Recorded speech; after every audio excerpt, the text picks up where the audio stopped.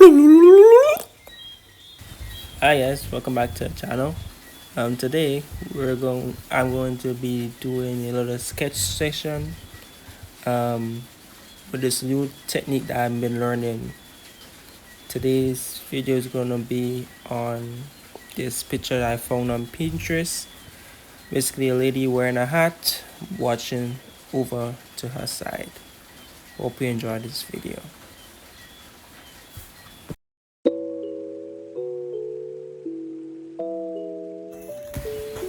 So before I start any sketch, and I always do this even when I started drawing portraits, was changing the color of the image I'm looking at.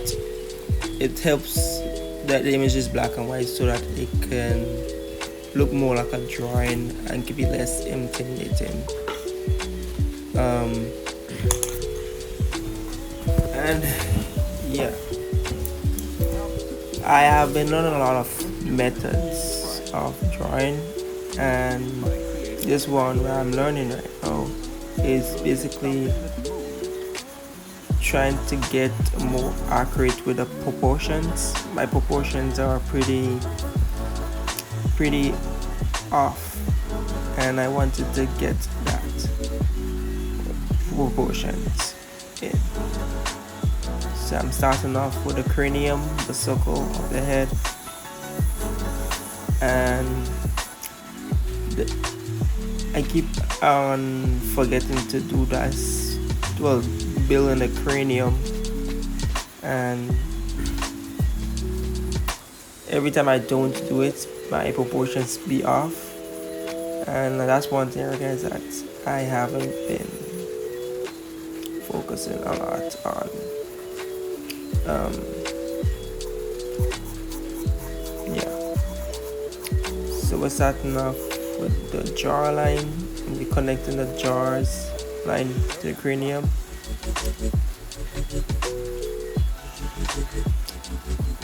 Yeah, so this is going to take a while, but I want to talk about some stuff, right? Art block.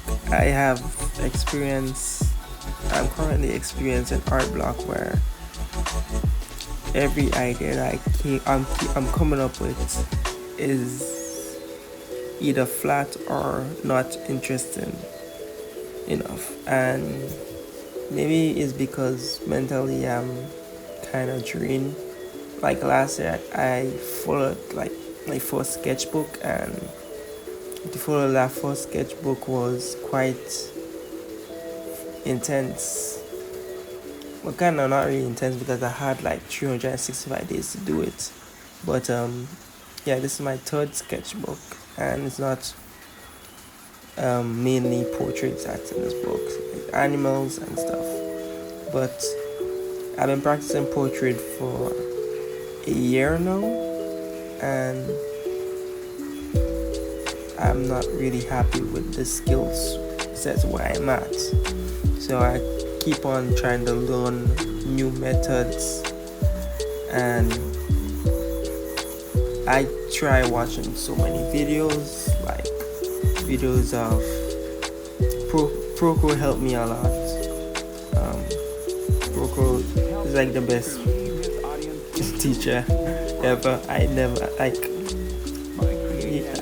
believe that he's responsible for building half of the art community fundamental skills, and I don't know if I'll be able to draw without him.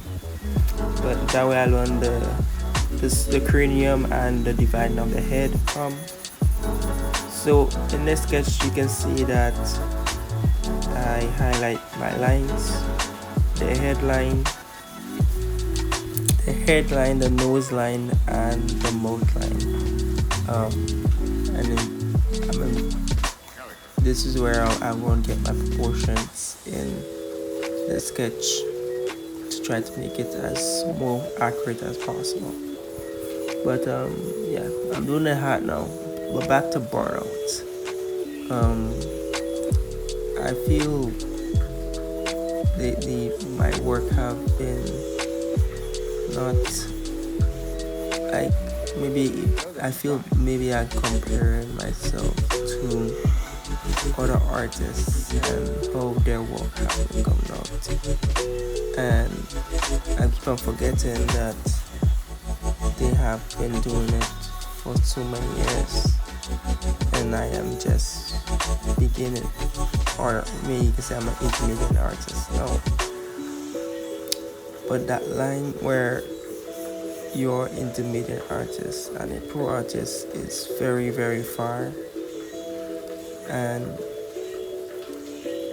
some days it's really hard for me to create, knowing that there's so much other artists out there that can do better or make better drawings than me.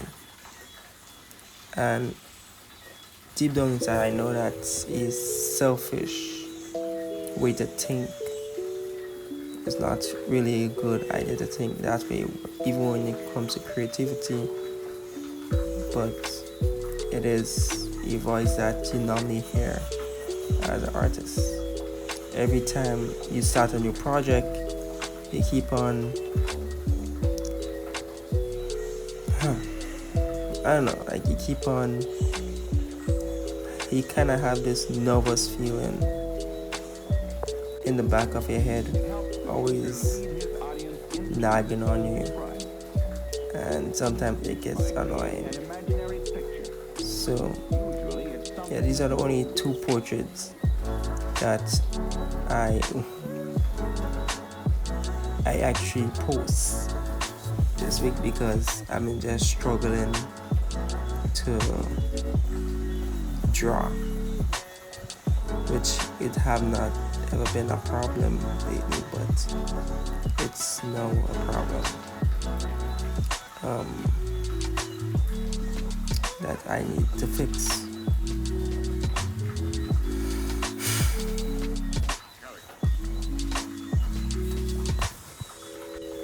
So for the eyes, I had a little problem with the resizing.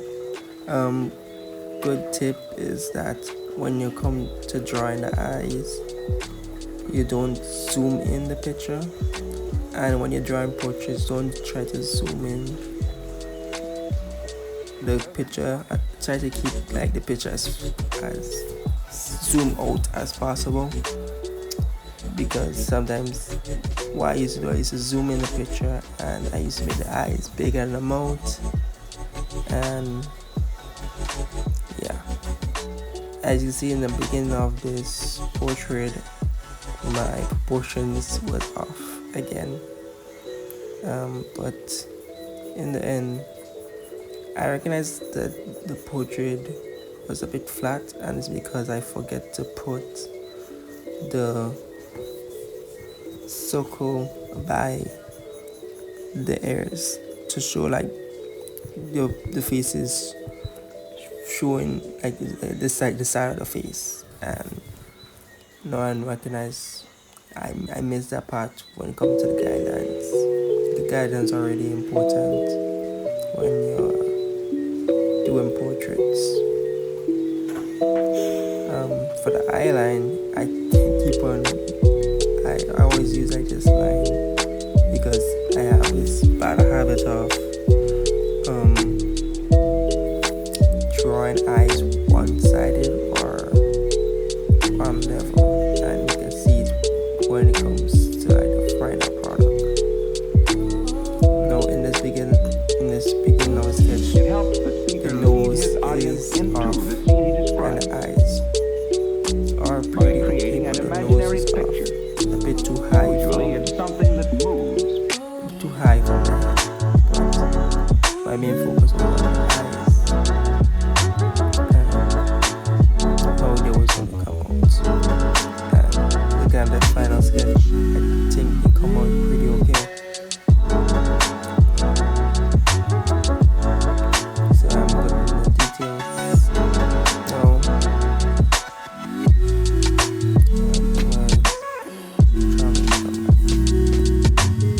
So it's important to know when marking these details or these features in the face to use light pressure so that you can easily erase.